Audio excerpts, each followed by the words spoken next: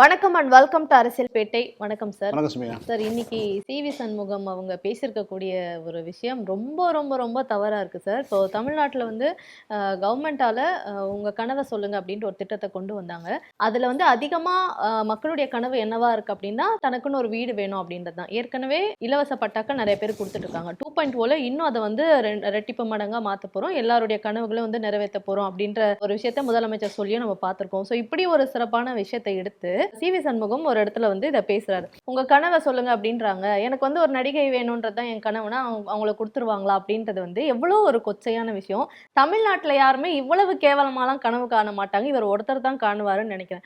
இதை அவர் வந்து எங்க சொல்லியிருக்காரு அப்படின்னா, பெண்களுக்கு தமிழ்நாட்டுல பாதுகாப்பு இல்லைன்ட்டு பிஜேபியும் அதிமுகவும் சேர்ந்து ஒரு போராட்டம் மாதிரி நடத்துறாங்க. அந்த இடத்துல இவ்வளவு மோசமா அவர் பேசியிருக்காருன்னா, அப்போ வந்து இவங்க கிட்ட இருந்து தான் அந்த பெண்களை வந்து பாதுகாக்கணும். தமிழ்நாட்டுல பெண்களை வந்து இந்த மாதிரி ஆட்கள் கிட்ட இருந்து தான் பாதுகாக்கணும் போல இருக்கு அப்படின்ற மாதிரி தான் தோணும். ஆர்ப்பாட்டம் என்பது தேவையில்லாத ஒரு அரசியல் காரணங்களுக்காக பண்ணக்கூடியது. தேர்தல் அறிவித்ததுக்கு பிறகு வந்து தமிழ்நாட்டில் பெண்களுக்கு பாதுகாப்புன்னு ஒரு லைனப்பை செட் பண்றாங்க. குறிப்பாக இந்த விளாத்தி குளத்தில் நடந்த ஒரு பெண்ணினுடைய மரணத்தை வந்து துண்டு துண்டாக வெட்டப்பட்டு பாலியல் பலாத்காரம் செய்யப்பட்டு இவங்களே பக்கத்தில் வந்து போஸ்ட்மார்ட்டம் பண்ண மாதிரி கதை எழுதுனாங்க. ஆனால் இப்போ வரைக்கும் எனக்கு வந்து அது வந்து அந்த பொண்ணு வந்து வெட்டப்பட்டு கொலை செய்யப்படவில்லை, கழுத்து நெரிக்கப்பட்டு கொலை செய்யப்பட்டுள்ளார்ன்றிருக்கு. விசாரணை தொடர்ந்து இருக்கிறது. அவங்க குடும்பத்தை சேர்ந்த பக்கத்தில் இருக்கக்கூடிய எவரோ ஒருத்தர் தான் பண்ணியிருக்கணுங்கிற மாதிரியான நோக்கத்தில் விசாரணை போயிட்டு இருக்கு. அப்போ இவங்க வந்து ஒரு சம்பவம் நடந்தாலும் உடனே வந்து பாலியல் பலாத்காரம் கதை எழுதுறது இருக்கு இல்லையா? இந்த மாதிரியான விஷயங்கள் வந்து இவங்க வந்து ஒரு மக்கள் மத்தியில் ஒரு இதை கிளப்புறதுக்காக பண்ணுறது. ஆனால் என்னென்னா இதனுடைய இன்னொரு பக்கம் ஒன்று இருக்குது. இந்தியா முழுவதும் அதிகம் வேலைக்கு செல்லக்கூடிய பெண்கள் தமிழ்நாடு, அதிகம் தொழிற்சாலையில் பணிபுரியக்கூடிய பெண்கள் தமிழ்நாடு, அதிகம் உயர்கல்விக்கு செல்லக்கூடிய பெண்கள் தமிழ்நாடு, அதிகம் வந்து பிஹெச்டி முடித்த பெண்கள் தமிழ்நாடு, அதிகம் ஆசிரியை வேலைக்கு செல்லக்கூடிய பெண்கள் தமிழ்நாடு. இப்படி எல்லா வகையிலையுமே பெண்கள் வந்து முன்னணியில் இருக்காங்க. அப்படி இருக்கக்கூடிய சூழலில் இப்போ இன்றைக்கி பார்த்தீங்கன்னா ஐடி ஃபீல்டில் பார்த்தீங்கன்னா இரவு பணிக்கு செல்லக்கூடிய பெண்களாக இருக்கட்டும், நிறைய வந்து விஷயங்கள் வந்து தமிழ்நாட்டில் வந்து ஒரு பெரிய முற்போக்காக தான் நடந்துகிட்டு இருக்கு. அப்படி இருக்கும்போது ஒரு 8 கோடி மக்கள் தொகை கொண்ட ஒரு நாட்டில் குற்ற சம்பவங்களுடைய எண்ணிக்கைன்னு பார்க்கும்போது, காவல்துறையினுடைய அளவு, குற்ற சம்பவங்களுடைய எண்ணிக்கை இதெல்லாம் பார்க்கும்போது வந்து ரொம்ப ரொம்ப இது வந்து எளிமையான விஷயம்தான். அதனால தான் காவலர்கள் என்ன பண்ணுறாங்க, நீங்கள் பெண்களாக இருக்கும் பட்சத்தில் இரவில் நீங்கள் வந்து வெளியில் போகணும், தனியாக போகணும்னா ஒரு செயலி ஆப் கொடுத்துருக்காங்க. நீங்கள் அந்த ஆப்பை யூஸ் பண்ணுங்கள். சின்ன உங்களுக்கு ஒரு பிரச்சனை, ஒரு பயம், அச்சம் ஏற்பட கூட உடனே அந்த ஆப்பில் உங்களுக்கு அலர்ட் கொடுங்க. அடுத்த 5வது நிமிடத்தில் அங்கே ஒரு காவலர் வந்து நிற்பார், எந்த இடத்துல இருந்தாலும் சரி அப்படின்னு சொல்லி அந்த ஆப்பை கொடுத்துருக்காங்க. இந்த மாதிரியான சூழலில் இந்த மாதிரியான ஆர்ப்பாட்டம் என்பது மோசமான தேவையில்லாத விஷயம். ஏன்னா வந்து ஒரு 3-4 நாட்களுக்கு முன்பாக தான் வந்து உள்துறை செயலாளர் வந்து ஒரு பெரிய பேட்டி கொடுத்தாரு. கிரைம் எந்த அளவுக்கு குறைஞ்சிருக்குது அப்படிங்கிறது. அது இதற்கு முன்பு இருந்த அதிமுக ஆட்சி காலத்தில் இருந்த குற்ற செயல்களுடைய இதுவும் இப்போ இருக்கக்கூடிய திமுக ஆட்சி காலத்தில் நடந்த குற்ற செயல்களுடைய நம்பர்ஸ் வந்து, அதாவது நம்பர்ஸ் குறைஞ்சிருக்குன்னு சொல்கிறது வந்து எல்லாரும் சொல்லுவாங்க, நம்பர்ஸ் எப்படிங்க, நம்பர்ஸ் இல்லாமல் பண்ணணும் அப்படிம்பாங்க. இல்லாமல் பண்ணுவது தான் நம்ம எண்ணமாக இருக்கும். ஒரு காவல்துறைக்கோ ஒரு அரசுக்கோ நோக்கம் வந்து அப்படி ஒரு குற்றச்செயல்களே இல்லாமல் ஒரு சமுதாயம் இருக்கணுங்கிறது தான். ஆனால் அப்படி ஒரு சமுதாயம் இருக்குமா அப்படிங்கிறது, ஒரு கணவன் மனைவிக்குள்ளே ஒரு வீட்டுக்குள்ளே சண்டை நடக்குது, கணவன் மனைவியை வந்து ஒரு குடும்ப வன்முறையில் ஈடுபட்டு அடிச்சிடறாரோ அல்லது வந்து ஒரு எக்ஸ்ட்ரீமாக கொலை பண்ணிடுறாருன்னா அதுக்கு அரசு எப்படி பொறுப்பாக முடியும்? ஆனால் அது குற்ற சம்பவத்தில் தான் வரும், பெண்களுக்கு எதிரான குற்றமாக தான் வரும். ஆனால் ஒரு 2 பேருக்கு நடுவில் நடக்கக்கூடிய விஷயத்தில், ஒரு அறைக்குள்ள நடக்கக்கூடிய விஷயத்தில் ஒரு குற்றச்செயல் நடந்தால் அதை எப்படி அரசு தடுக்க முடியும்? இதெல்லாம் வந்து எளிமையான விஷயங்கள். இதெல்லாம் வந்து பொதுவெளியில் வந்து நீங்கள் கணக்கு சொல்ல முடியாது. மற்றது வந்து நீங்கள் வந்து குற்ற செயல்களை எப்படி கண்டுபிடிச்சிருக்காங்க, எவ்வளோ சீக்கிரம் வந்து குற்றவாளிகளை கைது பண்ணியிருக்காங்க, எவ்வளோ சீக்கிரம் வந்து பெண்களுக்கான அந்த விஷயங்கள் வந்து பண்ணியிருக்காங்கிறத பார்க்கணும். இப்போ நீங்கள் தமிழ்நாட்டை விட வந்து 3 மடங்கு பெரிய மக்கள் தொகை கொண்ட மாநிலம் உத்தரப்பிரதேசம். ஆனால் அங்கே வந்து குறைவாக போக்சோ சட்டங்களும் பெண்களுக்கு இது வந்து கம்மியாக தான் இருக்குது. அப்படின்னா என்ன காரணம்? அங்கே வந்து மிரட்டப்படுறாங்க. இப்போ காவல்துறைக்கே போக மாட்டாங்க. மீறி போனால் வந்து நீங்கள் உங்களுக்கு தெரியும் உண்ணாவு சம்பவம், அந்த பொண்ணுக்கு என்ன நடந்ததுன்னு சொல்லி, அதாவது ஒரு எம்எல்ஏ வந்து ஸ்டேஷனுக்கு போனதுக்காக அங்கே வச்சு அந்த பொண்ணோட அப்பாவே கொலை பண்ணுறாங்க. அந்த அளவுக்கான ஒரு மாநிலம் அது. அப்போ அது நம்பர் கம்மியாக இருக்குது. தமிழ்நாட்டில் ஏன் கூடுதலாக இருக்குது அப்படின்னா, யார் கம்ப்ளைண்ட் பண்ணாலும் உடனே சிஎஸ்ஆர் போடுறாங்க, உடனே எஃப்ஐஆர் போடுறாங்க, அதுக்கு பிறகு நடவடிக்கை எடுக்கிறாங்க, கைது பண்ணுறாங்க, சிறையில் அடைக்கிறாங்க, ட்ரையல் நடத்துகிறாங்க, தண்டனை பெற்று தர்றாங்க. இவ்வளோ விஷயமும் நடக்குது. அப்போ இங்கே தமிழ்நாட்டில் பெண்களுக்கு பாதுகாப்பு வந்து சிறப்பாக இருக்கிறது. குறிப்பாக முத்துவேல் கருணாநிதி ஸ்டாலின் அவர்களுடைய ஆட்சிக்கு வந்ததுக்கு பிறகு நம்பர் மிக மிக மிக குறைஞ்சிருக்குது. குற்றச்செயல்களுடைய எண்ணிக்கை குறைவாக இருக்குது. பெண்களுடைய வளர்ச்சி, அவர்களுடைய பொருளாதார உரிமை, மற்ற எல்லா வகையிலும் வந்து ஒரு பெரிய விஷயங்களை பண்ணி கொடுத்துருக்காரு மகளிர் விடியல் பயணத்திலேருந்து உரிமை தொகையிலேருந்து எல்லாவற்றிலையுமே வந்து மிகப்பெரிய ஒரு விஷயத்தை பண்ணி கொடுத்துருக்காரு. இப்படியான ஒரு சூழலில் இந்த ஆர்ப்பாட்டத்தில் இவங்க பேசியிருக்காரு. இவர் வந்து ஒரு முன்னாள் அமைச்சர், பள்ளிக்கல்வித்துறையெல்லாம் பொறுப்பில் இருந்தார். இவருடைய மனநிலை வந்து எப்படின்னு பார்த்துக்கங்க. திமுகவில் வந்து ஒரு பேச்சாளர் இருக்காரு சிவராஜ் கிருஷ்ணமூர்த்தின்னு. ஒரே ஒரு முறை வந்து வாய் தவறி சில ஏதோ பேசிட்டாரு. ஆனால் அவருடைய சிறந்த பேச்சாளர். அந்த அந்த விஷயத்தை கடந்து பார்த்தா அந்த அவருடைய அந்த அரை மணி நேர பேச்சில் வந்து அவ்வளோ திட்டங்களையும் திராவிட இயக்கத்துடைய சாதனைகளையும் பட்டியலிட்டிருப்பார். ஒரே ஒரு சொல்லை பிடித்து கொண்டு அவர் சிறையில் வந்து அடைச்சாங்க. அன்னைக்கு வந்து தேசிய மகளிர் ஆணையத்திலேருந்து எல்லாரும் வந்து பேசினாங்க. ப்ரெஸ் மீட் வச்சு குஷ்பு வந்து பேசினாங்க. எல்லா பேரும் வரிசையாக வந்து எல்லாம் பேச ஆரம்பித்து அதுக்கு எதிராக வந்து ஆங்கில ஊடகங்கள்லாம் வந்து உடனடியாக இன்னும் ஸ்டோரி பண்ணாங்க. கடைசியில் வந்து அவருக்கு வந்து தண்டனையை கொடுத்து அவர் சிறையிலேருந்து வெளில வந்தார். இப்போ இந்த சி.வி. சண்முகம் என்பவர் தொடர்ந்து நீதிமன்றத்தால் கண்டிக்கப்பட்டவர். முதலமைச்சரை பற்றியும் முதலமைச்சர் குடும்பத்தை பற்றியும் மீண்டும் மீண்டும் தவறாக பேசிக்கிட்டு இருக்காரு. முன்னாள் அமைச்சர், அதிமுக பொறுப்புல இருக்காரு, எம்பி, இவ்வளவும் வச்சுக்கிட்டு பெண்களை பத்தி இவர் பேசுவதும் புதுசு இல்ல சார். இதுவே 3வது முறை ரிப்பீட் ஆகுதுதான். இல்ல 3வது முறை இல்ல, இது இலவசமா கொடுக்குறாங்கன்னா அப்ப மனைவியை ஃப்ரீயா கொடுப்பாங்க. ஆமா, இப்படி அவர் புத்தி இதுலதான் இருக்குது, வேற எதுலையுமே போல அவருக்கு. ஆக மொத்தம் வந்து இதுலதான் இருக்குன்னு வச்சுங்களேன். இப்ப நீங்க பேசக்கூடிய பேச்செல்லாம் வந்து இப்ப நீங்க மற்ற சில நாட்களுக்கு முன்பாக தெரிசாக்கு எதிராக பேசினாங்க. அப்ப ஊடகங்கள் வந்து என்ன குதிச்சாங்க. நீங்கள் ஆங்கில ஊடகங்களை எடுத்து பாருங்கள். சமூக வலைத்தளங்களில் இயங்கக்கூடிய ஆங்கில ஊடக செய்தியாளர்களாக இருக்கட்டும், ஆங்கில ஊடகங்களாக இருக்கட்டும், என்ன மாதிரியான ரியாக்ஷன் பண்ணாங்க, தமிழ் ஊடகங்கள் என்ன மாதிரி ரியாக்ஷன் பண்ணாங்க. அதுவே வந்து ஒரு கிறிஸ்டின் நடிகைக்கு வந்து ஒரு பேச்சு ஒரு குற்றம் நடக்குது, இன்னொரு இந்த பக்கம் இருக்கக்கூடிய ஒரு உயர் சாதி பெண்ணுக்கு வந்து ஒரு குற்றம் நடக்குது எதிராக. ரெண்டையுமே ஒரே தட்டில் வச்சு தானே பார்க்கணும். இப்போ இதுக்கு வந்து நீங்கள் ரியாக்டே பண்ண மாட்டாங்க, ஸ்டோரி எழுத மாட்டாங்க, எங்கே போச்சுங்க மாட்டாங்க, எதுவும் கேட்க மாட்டாங்க, கண்டிக்க மாட்டாங்க. என்ன இதுவே வந்து வேற ஒரு பெண்ணுக்கு அப்படின்னா உடனடியாக கண்டிப்பாங்க. அந்த பொண்ணு பார்த்திபனை எதிர்த்து வந்து திரிஷா வந்து பேசுவாங்க, ட்வீட் போடுவாங்க, அதுக்கப்புறம் வந்து இது உழவு நடக்கும். அது பார்த்திபனுக்கு எதிராக வந்து மற்ற எல்லா இதழ்களையும் எழுதுவாங்க. இங்கே என்ன காரணம்? இப்போ இதுக்கு பின்னாடி வந்து என்ன இருக்குங்கிறது தெளிவாக புரிஞ்சுக்கலாம். ஒரு உயர் சாதியை சேர்ந்த ஒரு நடிகைக்கும் ஒரு கிறிஸ்தவ நடிகைக்குமான வித்தியாசம் தான். அவர்களுக்கு பற்றி பேசும்போது பேரை குறிப்பிட்டு, நம்ம இப்போ வந்து அரங்கில் பேசலை பேரை குறிப்பிட்டு, ஆனால் அவர் பேரை குறிப்பிட்டு பொது வெளியில் பேசியிருக்காரு. அப்போ நீ எவ்வளவு ஒரு கீழ்த்தரமான ஒரு நபரை வந்து இவர் வந்து தலைவர்களாக வைத்திருக்கிறார்கள் அதிமுக கும்பலுங்கிறது வந்து இந்த சம்பவத்திலே நம்ம தெளிவாக புரிஞ்சுக்கலாம். பெண்கள் பாதுகாப்பை பொறுத்த வரைக்கும் தமிழ்நாடு மற்ற எல்லா மாநிலங்களை விட சிறப்பாக இருக்கிறது. இன்னும் சொல்ல போனால் அதாவது வந்து இன்னும் நம்பர் 1 இடத்தை நோக்கி நம்ம போயிட்டு இருக்கோம். அது குற்ற சம்பவங்கள் அடிப்படையில் தான் பண்ண முடியும். நீ எந்த நாடாக இருந்தாலும் உலகத்தில் சட்டம்னு எதுக்குங்க வருது? குற்றம்னு ஒன்று நடக்க போய் தான் சட்டம் வருது. இதை செய்யக்கூடாது அப்படிங்கிறதுக்காக தான் ஒரு சட்டம் வர்றது.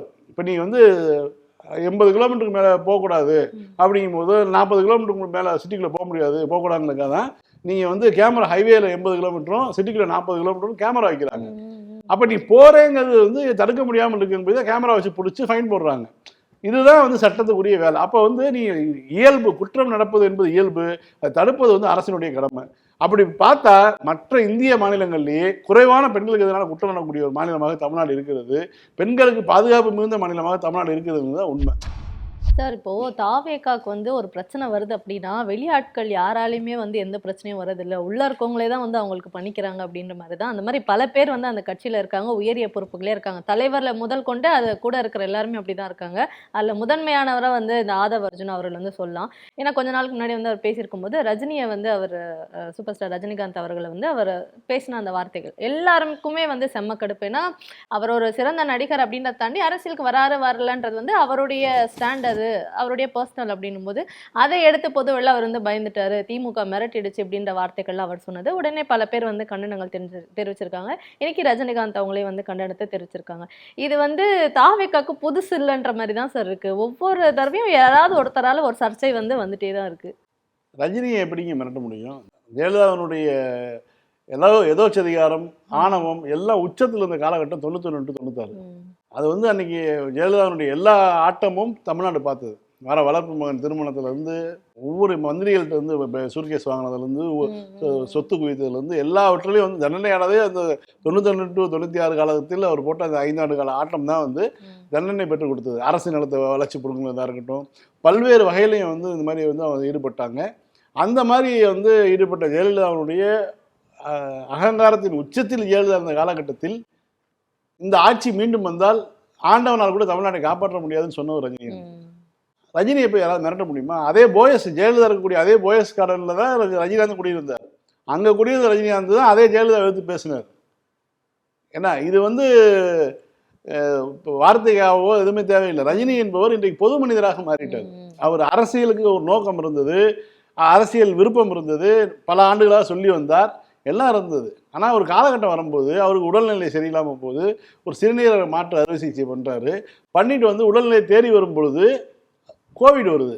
கோவிட் வரும் பொழுது கூட்டம் சேர்த்தா அது பரவும், நம்ம ரசிகர்கள், நம்ம குடும்பம் வந்து ரசிகர்களுடைய குடும்பம் பாதிக்கப்படும்னு சொல்லி ஒரு நல்ல நோக்கத்தோடு அவர் முடிவெடுத்தார். எவன் செத்தாலும் பரவாயில்ல, 41 பேர் செத்து போனதுக்கப்புறம் போய் உள்ளே போய் விசாரணைக்கு போயிட்டு டாட்டா காக்கிட்டு வரல அவர். அவருடைய முடிவு என்பது ஒரு தந்தை எப்படி ஒரு தலைவன் தந்தை எப்படி ஒரு முடிவு எடுப்பானோ அது மாதிரி முடிவு தான் எடுத்தார். அரசியல் ரீதியாக அவர் வந்திருந்தால், அவர் பேசியிருந்தால், அவர் என்ன கருத்தை பேசுகிறாரோ அது விமர்சனமாகவோ அது அவர் பேச நம்மளுடைய அரசியலுக்கு ஏற்பாக இருந்தால் நம்ம பேச போகிறோம், அது வேறு விஷயம். ஆனால் அவர் அன்றைக்கி எடுத்த முடிவு என்பது இந்த கோவிட் வந்து உச்சத்தில் இருக்குது, இந்த நோய் என்னன்னே தெரியல, எப்படி பாதிக்குன்னு தெரியல, என்னுடைய உடல்நிலைக்கும் அது ஒத்து வராது, இதை தாண்டி நான் ஒரு அரசியல் கட்சியை ஆரம்பிக்கிறேன்னா ஒரு கூட்டம் சேர்க்கணும், எனக்கு பின்னாடி நான் வெளியில் வந்தால் எவ்வளோ கூட்டம் வரும்னு தெரியும், அதன் காரணமாக இந்த நோய்க்கு வந்து மருந்து கண்டுபிடிக்காத சூழலில் நான் வந்து எந்த ஒரு முடிவு எடுக்க முடியாது, அதனால் வந்து நான் வந்து இந்த முடிவை பின்வாங்குறேன்னு சொன்னார். மற்றபடி வந்து அவருடைய மற்ற இயக்கங்களோ சமூக நிகழ்ச்சியில் பொது நிகழ்ச்சியில் கலந்துக்கிறதோ அவர் கருத்துக்களை வந்து சொல்கிறதோ எதுவுமே வந்து அவர் பின்னாடி வாங்கி போல, அவருடைய கருத்துக்களில் தான் இருக்கார். அண்மையில் கூட வந்து தமிழ்நாடு முதலமைச்சரை பற்றி பேசும்போது கூட ரொம்ப அழகாக சொல்லியிருந்தார். எச் ராஜா வந்து எவ்வளோ பேசியிருக்காரு, ஆனால் வந்து அவருடைய பெருந்தன்மை, முதலமைச்சருடைய பெருந்தன்மை பற்றி வந்து ரஜினி பேசியிருக்காரு. ஆனால் அவர் திமுகவுக்கு ஆதரவாலாம் கிடையாது. ஆனால் ரஜினி இன்னைக்கு வந்து பொது மனிதர், எல்லோருக்கும் பொதுவானதாக இருக்கார்.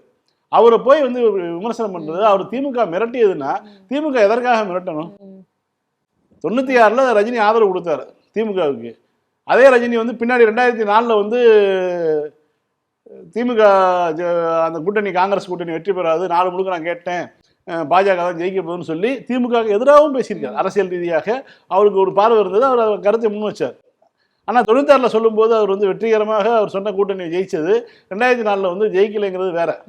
அவருடைய அதுக்கு பிறகு வந்து கலைஞரை அவர் சந்திக்காமல் கிடையாது, முதலமைச்சரை சந்திக்காமல் கிடையாது, எல்லோரும் அதுவும் வேற வேறையாக தான் பார்த்தாங்க இவங்களும். அப்படி தான் வந்து திமுக வந்து ரஜினி அவர்களை எல்லோருக்கும் தமிழ்நாட்டுக்கு பொதுவான மனிதராக தான் அவங்க பார்க்குறாங்க. இப்படி இருக்கும்போது விமர்சனம் வரும்போது இப்போ ஒன்றும் இல்லை, கமலஹாசன் அவர்கள் கட்சி ஆரம்பிக்கும் போது கூட எந்த ஒரு மேடையிலும் கூட வந்து முதலமைச்சர் கமலஹாசன் அவர்களை விமர்சித்தது கிடையாது. அது அந்த அரசியல் நாகரிகத்தை வந்து இப்போ கூட வந்து இப்போ இன்னைக்கு விஜய் தாவேக்காடுன்னு கட்சியாக ஆரம்பிச்சிருக்காரு, முதலமைச்சர் எங்கேயாவது பேசுகிறாரா? அவருடைய தகுதிக்கு ஏற்ப யாரை பேசணும்? எடப்பாடியை பேசிகிட்டு இருந்தால் எடப்பாடி 10 தோல்வி இப்போ பழனிசாமி ஆகிட்டாரு, இதுக்கு மேலே அவர்கிட்ட ஒன்றும் இல்லை. அப்போ எடப்பாடிக்கு பூஸ்ட் கொடுக்குற, குளுக்கோஸ் ஏற்றுற சக்தி கொடுக்குறது யாரு? என்டிஏ. அதனால தான் வந்து என்டிஏ விசஸ் தமிழ்நாடுன்னு சொல்லி ஒரு டேக் எடுத்திருக்காரு அவர்.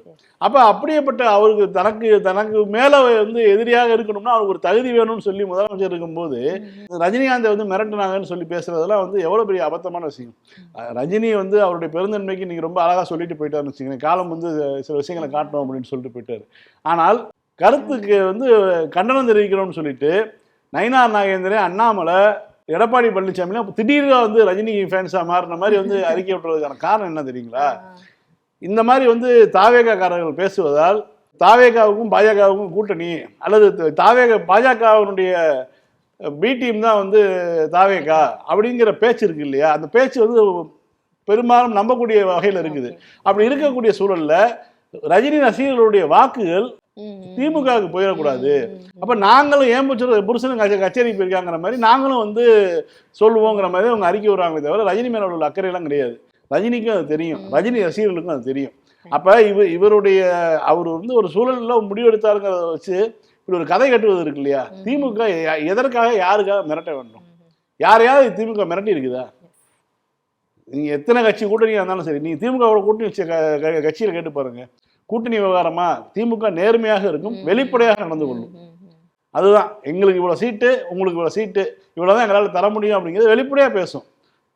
மறைமுகமா ஆளை வச்சு பேசுறது, அதை அடுத்த அந்த கட்சிக்குள்ள இருக்கக்கூடிய 2ஆம் கட்ட தலைவர்களை வளைத்து போட்டு அந்த கட்சிக்கு நெருக்கடி கொடுக்கறது, இது போல வந்து அதிமுகவுடைய வேலைகள். அப்படி இருக்கும்போது ஒரு கட்சி அவர் ஆரம்பிக்கவே இல்லாத கட்சி எப்படி திமுக மிரட்ட முடியும்? தாவேகா தலைமை வந்து எதுவுமே சொல்லாம இருக்கு சார். ரஜினிகாந்த் அவங்களை வந்து இப்படி யாதவர்ஜுனா பேசியும் தாவேக்குடைய தலைமை எதுவுமே இல்லைங்க. அவர் வந்து அவர் வாழ்க்கையில் அவர் வந்து சூப்பர் ஸ்டார்னு நினைச்சாரு. அந்த பட்டம் அவருக்கு கிடைக்கவே கிடைக்கல. கடைசி வரைக்கும் கிடைக்கல. அவர் இப்போ அரசியலுக்கே வந்துட்டாருன்னு வச்சுக்கோங்களேன். கடைசி படமும் நடிச்சு முடிச்சிட்டாரு. சூப்பர் ஸ்டார்னா இன்றைக்கும் ஒருத்தர் தான் தமிழ்நாட்டை பொறுத்த வரைக்கும். அதை விட மெகா ஸ்டாரு இப்போ பல்வேறு ஸ்டார்கள் இருந்தாலும் தமிழ்நாட்டை பொறுத்த வரைக்கும் சூப்பர் ஸ்டார்னா அந்த பட்டத்துக்குரியவர் ஒருத்தர் தான்.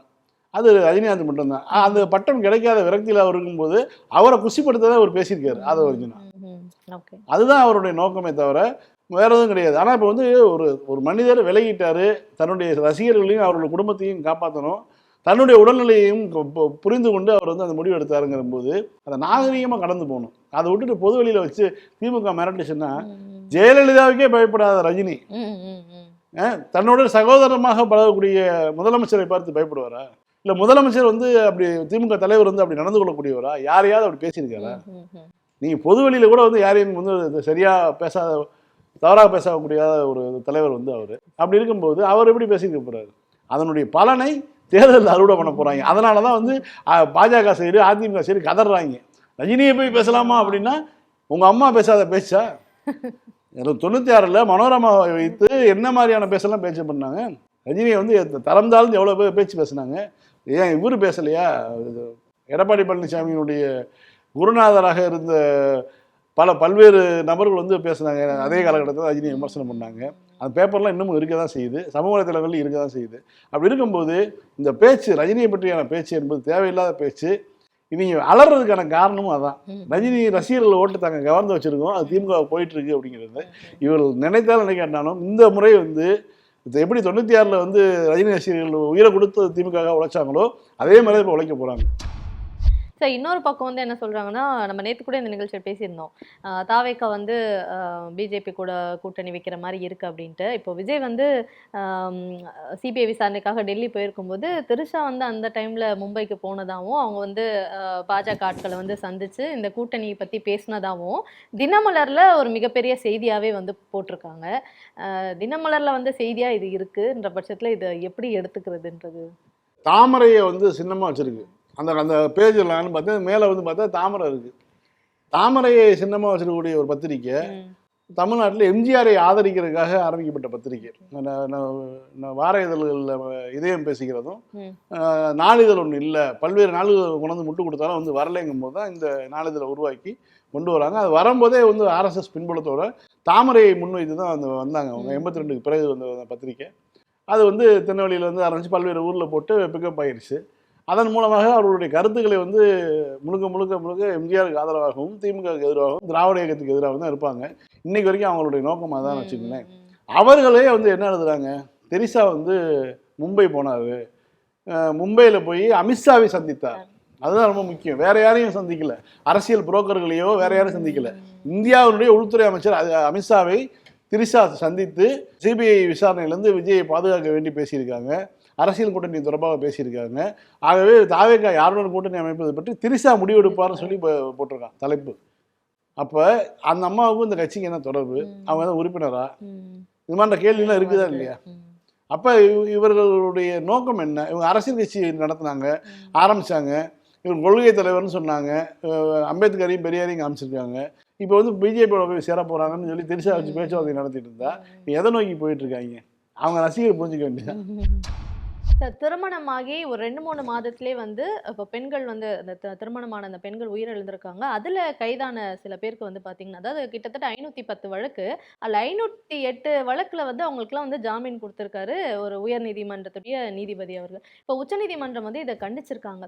அதாவது எவ்வளோ ஈஸியாக இந்த கேஸ் எல்லாம் அவங்க ஹேண்டில் பண்ணுறாங்க அப்படின்றது ஒன்று. இத்தனை வழக்கு இருக்குன்னும் போது எல்லாருக்குமே வந்து ஜாமீன் அப்படின்னும் போது அந்த நீதிபதியுடைய மனநிலை வந்து என்னவா இருக்கு, எவ்வளோ ஈஸியாக ஹேண்டில் பண்ணுறாங்க இந்த விஷயங்கள்ன்றது.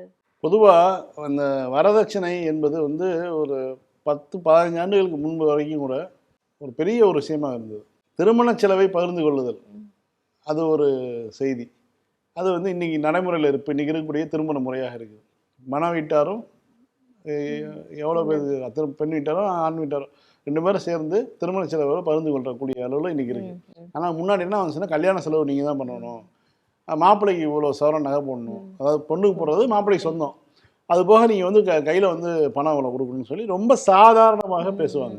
அதற்கு பிறகு அந்த பணத்தை வந்து ஒரு இவ்வளோதான் இருக்குது இப்போதைக்கு நான் பின்னாடி தரேன்னு சொல்லி அனுப்பக்கூடிய மருமகர்களை மாமியார்கள் கொடுமைப்படுத்துவதும், மண்ணெண்ணெயை வெடித்து மருமகர்கள் பலியாகக்கூடிய சம்பவங்கள்லாம் சாதாரணமாக அன்றாடம் நாளிதழில் நான் படித்து வளர்ந்த காலகட்டம்லாம் இருக்குது. இன்றைக்கி வந்து அது வந்து இன்றைக்கி அடியோடு இல்லை. கேட்பது என்பது வெட்கமான விஷயமாகவும், மணமகன்களே வந்து தான் தாயார்கள் இது மாதிரி விஷயங்களை கேட்டுறாதீங்க அப்படிங்கிறது ஒன்று. கூடுதலாக வந்து பிள்ளையை படித்து வந்துடுச்சுங்க, எவனையும் மதிக்கிறது இல்லை, நீ இல்லாட்டினா இன்னொரு மாப்பிள்ளை அப்படிங்கிறதுல வந்து இந்த பெண்கள் வந்து சொந்தமான காலில் நிற்கிறாங்க. அப்படிங்கும்போது இந்த மாதிரியான ஒரு விஷயமே இங்கே தமிழ்நாட்டில் இல்லைங்கிற ஒரு சூழல் வந்துகிட்டு இருக்கு. இன்னும் கூட முழுமையாக வரலை. அதுக்கு அதை நோக்கி நம்ம போயிட்டு இருக்கோம்னு வச்சுக்கோங்களேன். இப்போ இந்த நகை போடுறது கூட வந்து இப்போ ட்ரம்ப் புண்ணியத்தில் இந்த இதில் வந்து எவ்வளோ கூட வந்து குறைஞ்சணும்னு வச்சுக்கோங்க, அந்த பழக்கம் இல்லாமல் போயிடும். அப்போ அது ஒரு நல்ல விஷயந்தான். யார் தகுதி உள்ளவர்கள் 2 பேரும், நீ சம்பாதிக்கிறியா நானும் சம்பாதிக்கிறியா, வேலைக்கு போகலாமா, ரைட்டு ஓகே, இந்த மாதிரியான விஷயத்தில் போயிடும். ஆனால் வடநாட்டில் வந்து இன்னமும் இந்த வரதட்சணைகள் இருக்குது. வரதட்சணைனா நீங்கள் வந்து கொடுக்கணும். தம்பியோ அவனோ அண்ணனோ தம்பியோ வந்து வயலில் வேலை செய்யணும் வரைக்கும் வந்து விதிமுறைகள்லாம் அங்கே வச்சு இது பண்ணிகிட்டு இருக்காங்க. அப்படியான சூழலில் அது இப்போ தமிழ்நாட்டிலலாம் வந்து ஒரு பெண் வந்து திருமணமாகி 7 ஆண்டு வரைக்கும், இந்தியா முழுக்க அந்த சட்டம் இருக்குன்னு வச்சுக்கோங்களேன், திருமணமாகி 7 ஆண்டு வரைக்கும் வரதட்சணை வழக்கு வந்து கொடுக்க முடியும். 7 வருஷம் வரைக்கும் 7 வருஷம் வரைக்கும் வந்து வரதட்சணை வழக்கு. நீங்கள் வந்து என்னை வந்து விரட்டி விட்டாங்க, பணம் இல்லாட்டினா வராதுன்னு சொல்லிட்டாங்க, எங்கள் அப்பா வீட்டில் போய் பணம் வாங்கிட்ட சொல்லிட்டாங்கன்னு சொல்லி வரதட்சணை வழக்கு கொடுக்க முடியும். அந்த வரதட்சணை வழக்கு கடுமையான சட்டங்களை கொண்டது. மாமியார் மாமனார் நாத்தனார் எல்லாத்தையும் தூக்கி கொண்டு வைக்க முடியும். இந்த மாதிரியான விஷயங்கள் நடந்துகிட்டு இருக்கு. அதில் சில இதெல்லாம் பொய்யான வழக்குகளும் இருக்குதுன்னு வச்சுங்களேன். அதீதமாக பாதிக்கப்படக்கூடியது பெண்கள் அப்படிங்கிறதுனால 7 ஆண்டு வரைக்குங்கிற ஒரு டைம் லைன் கொடுத்துருக்காங்க. அதே மாதிரி அந்த குறிப்பிட்ட திருமணமாகி குறிப்பிட்ட ஆண்டுகளுக்குள்ளே இறந்துட்டாங்கன்னா அந்த மரணம் வந்து குறித்து உரிய விசாரணை பண்ணணும். அது வந்து சந்தேகத்துக்குரிய மரணமாக இருக்கும் பட்சத்தில் உடல் குறைவு பண்ணணும். இந்த மாதிரியான விதிமுறைகள்லாம் இருக்குது. இப்படிலாம் இருக்கும்போது தான் இப்போ இது வந்து இந்த வரதட்சணை ஏன் குறையுது, நான் குறைஞ்சிச்சுன்னு சொன்னேன் பார்த்தீங்களா. வாங்கக்கூடிய குடும்பங்கள் இருப்பாங்க இல்லை, அவங்களுக்கு இந்த எண்ணம் வந்து எப்படி அழிஞ்சு போச்சுன்னா, அவங்க பார்க்குறாங்க ஒரு கம்ப்ளைண்ட் பக்கத்து இருக்கிற பிள்ளை போய் கொடுக்குதுன்னா பூரா அவங்க குடும்பத்தோடு போய் 3 மாதம் ஜெயிலில் இருந்துட்டு வராங்க. அதுக்கு பிறகு தண்டனை ஆச்சுன்னா ஆயுள் தண்டனை வரைக்கும் போகுது, அல்லது 10 ஆண்டு தண்டனை வருது, 7 ஆண்டு தண்டனை வருது. இப்படி போய் ஜெயிலில் உட்காரணுமா அப்படிங்கிற காரணத்துக்காக தான் இவர்கள் வந்து என்ன பண்ணுறாங்க, இந்த பழக்கத்தையே ஒழிக்குது. சட்டம் வந்து சட்டத்தை வந்து அமல்படுத்தக்கூடியவர்கள் இந்த 2 பேரும் லா மேக்கர்ஸும் இந்த லாவும் வந்து என்ன பண்ணுது, பெண்களை காப்பாற்றுறது. இந்த மாதிரியான ஒரு பழக்கத்தை வந்து சமூகத்தை வந்து அப்புறப்படுத்துது. ஆனால் அங்கே வந்து இந்த மாதிரி ஒரு வெயிலில் விட்டாங்கன்னா அப்போ என்ன மாதிரி ஆகும் அப்படின்னா உச்சநீதிமன்றத்தினுடைய கவலை. ஆனால் இது உச்சநீதிமன்றம் வந்து ஒரு ப்ரொக்ரெசிவாக பார்த்தாலும் இது இந்தியா முழுவதும் பெண்களுக்காக பயன்படக்கூடிய விஷயங்களில் தென் மாநிலங்கள் மட்டும்தான் அதை வந்து இப்போ இது பண்ணிகிட்டு இருக்காங்க. குறிப்பாக வந்து தங்கம் போடுறது வந்து தமிழ்நாடும் கேரளா மட்டும்தான். மற்ற மாநிலங்களில் வந்து மேலே போக கிடையாதுன்னு வச்சுக்கோங்களேன். தங்கம் ஒரு பொருட்டு கிடையாது. இன்னும் சொல்லப்போனால் வட மாநிலங்களில் போனோம்னா பணமாக கொடுக்க வேண்டியது, நிலமாக கொடுக்க வேண்டியது. அதான் சொன்னேன்ல, மச்சினை வந்து தங்கச்சியோடைய வயலில் வந்து வேலை செய்யணும், 3 மாதம் வேலை செஞ்சுட்டு போகணும்.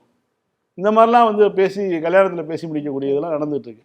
இப்போ அதிலையும் தாண்டி வந்து கொடுமைகள் நடக்கக்கூடிய தான் வந்து ஒரு மரணங்கள் நிகழுது. அப்போ வந்து ரொம்ப சுலபமாக வெளியில் அனுப்புனாங்கன்னா அப்போ உச்சநீதிமன்றம் கேட்குறது நியாயமான விஷயம் தான். இப்போ ஒன்றிய அரசு சார்பாக பார்த்தீங்கன்னா கீழடி உள்ளிட்ட 8 இடங்களில் வந்து அகழ்வாராய்ச்சிகள் பண்ணிக்கலாம் அப்படின்ற ஒரு விஷயத்த வந்து சொல்லியிருக்காங்க. கொஞ்ச நாளைக்கு முன்னாடி கூட மதுரை ஏர்போர்ட் வந்து இன்டர்நேஷ்னல் ஏர்போர்ட்டாக பண்ணலாம். இதெல்லாம் எப்படி பார்க்க முடியுதுன்னா, தேர்தல் நெருங்க தான் இதெல்லாமா அப்படின்றது ஒன்று. இன்னொன்று, எனிஹோ தமிழ்நாட்டு மக்களுக்கு பயனுள்ளதாக ஒன்று நடந்தால் சந்தோஷம் தான் அப்படின்னு வந்து தோணுது. இப்போ இந்த சமயத்தில் ஏன்னா அந்த கீழடி விவகாரத்தை அந்த ஆய்வறிக்கை வந்து வெளியிடணும் அப்படின்னு கேட்டு அவ்வளோ பெரிய பிரச்சனைகள்லாம் போச்சு. அப்போல்லாம் சொல்லாதவங்க இப்போ வந்து பெர்மிஷன் கொடுத்துருக்காங்களே, என்னவா இருக்கும்? எலெக்ஷன் வருது. ஆனால் இவங்க வந்து இவங்களுடைய எண்ணம் வந்து இந்த மாதிரியான விஷயங்கள் வந்து நடக்கக்கூடாதுங்கிறது. அவர்கள் இந்த ஆர்காலஜிக்கல் லைனில் இருக்கவங்களும் அவங்களுடைய ஐடியாலஜிக்கல் பேட்டர்னில் இருக்காங்க பார்த்தீங்களா, அவங்களுக்கும் வந்து ஏற்பு கிடையாது. ஒன்றும் இல்லை, இப்போ எகிப்து பிரமிடில் சிகை கொற்றன் வர கண்ட அப்படின்னு ஒரு எழுத்து. தலைவன் போனவன் வந்து சும்மா போல 8 இடத்துல எழுதி வச்சிருக்காப்புல தமிழ் எழுத்துக்களை. அதாவது இப்போ இருக்கக்கூடிய இன்னைக்கு இருக்கக்கூடிய வரி வடிவ தமிழ் எழுத்து இருந்தது இல்லையா, அந்த தமிழ் எழுத்துக்களை எகிப்தில் இருக்கக்கூடிய 8 இடங்களில் இந்த வரி வடிவ எழுத்துல சிகை கொற்றன் வரக்கண்ட, அதாவது சிகை கொற்றன் என்கிற நபர் இங்கே வந்தான், என்கிற ஆள் இங்கே வந்தான் அப்படின்னு வந்து எழுதி வச்சுட்டு போயிருக்காரு. 2000 வருஷத்துக்கு முன்னாடி போய் எழுதி வச்சுட்டு போயிருக்காரு. இந்த மாதிரியான விஷயங்கள் வருது. அப்போ எகிப்து வரைக்கும் போயிருக்காங்க அப்படிங்கிறது ஒன்று. அதே மாதிரி வந்து நம்மளுடைய முதலமைச்சர் சிந்துவெளி எழுத்துக்களை வந்து நீங்கள் அதை யாருமே இது பண்ண முடியல. சிந்துவெளி எழுத்துக்கள் என்ன சொல்ல வருது அதனுடைய இதை வந்து கண்டுபிடிக்கவே முடியல. ஸோ அதை வந்து கண்டுபிடித்தால் இவ்வளவு பரிசு அப்படின்னு சொல்லி மிகப்பெரிய ஒரு பரிசை அறிவிச்சிருக்காரு. இந்த மாதிரியான விஷயங்களில் வந்து நம்ம என்ன பண்ணுறோம்னா நம்ம வரலாற்றை தேடி தேடி பிடிக்கிறோம். இந்த வரலாற்றில் வந்து எந்த இடத்துலையுமே ஆரியர்களுடைய சம்பந்தமே கிடையாது. அவர்களுடைய வேதத்தை பற்றியோ எதுவுமே கிடையாது. கீழடியில் தோண்டுனா பொண்ணும் மணியும் கிடைக்குது, ஊசி கிடைக்குது, என்னென்னமோ கிடைக்கும். பட்டன்லேருந்து ஆரம்பித்து நூல் நெய்யக்கூடிய தக்களி எல்லாமே கிடைக்குது.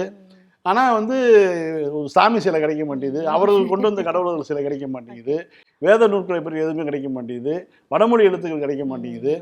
தமிழ் எழுத்துக்கள்லேயே ஆதன் குயிரன்னு எழுதி வச்சுருக்காங்க பானையில், அதுவும் கருப்பு சிவப்பு பானையாக வேறு இருக்குது. இந்த மாதிரி வந்து இவங்க பல பிரச்சனைகள் வருது. இது நீங்கள் சிந்து சமவெளியிலும் எங்கேயுமே வந்து கடவுளர் சிலையெல்லாம் கிடையாது. இந்த மாதிரியான விஷயங்கள் எல்லாத்தையும் பொருத்தி பார்த்து தான் இவர்கள் வந்து நம்மளை வந்து ஆய்வுக்கு தடுக்கிறாங்க. ரொம்ப முக்கியமான விஷயமே இந்த மண்ணின் மைந்தர்கள் யாருங்கிற விஷயம் வந்து வெளியில் வந்துடக்கூடாது. வந்தால் நாளைக்கு வந்து உள்நாட்டில் வந்து பிரச்சனை வரும் அப்படிங்கிற மாதிரியான விஷயங்களை வந்து முன்வைத்து தான் வந்து நிறைய டிஎன்ஏ ரிசல்ட்டுகளையே மறைச்சி வச்சுருக்காங்க. அப்படி இருக்கும்போது இந்த ஆய்வு இது தொடர்ந்து கடிதம் எழுதி நம்ம வந்து வாங்கியிருக்கோம். அதுவும் குறிப்பாக திமுக ஆட்சி பொறுப்பில் இருக்கிறனால தான். எடப்பாடியார் தான் நேரம் உழுது விட்டுருப்பார். திமுக ஆட்சி பொறுப்பில் இருக்கிற காரணத்தினால தான் இந்த விஷயமும் நடக்குது. இதில் வந்து புதிய கண்டுபிடிப்புகள் கண்டிப்பாக வரும். ஏன்னா 2.0 லோடிங்கு அடுத்த வரக்கூடிய 5 ஆண்டுகளில் மிகப்பெரிய அளவில் இந்த கீழடி வந்து ஒரு மிகப்பெரிய உண்மையை கொண்டு வர போகிறது நம்ம புரிஞ்சுக்கலாம். திரும்ப நாளைக்கு இதே நிகழ்ச்சியில் சந்திப்போம். மீண்டும் நாளை இரவு 9:30 மணிக்கு அரசியல் பேட்டை நிகழ்ச்சியில் சந்திக்கலாம். நன்றி. நன்றி.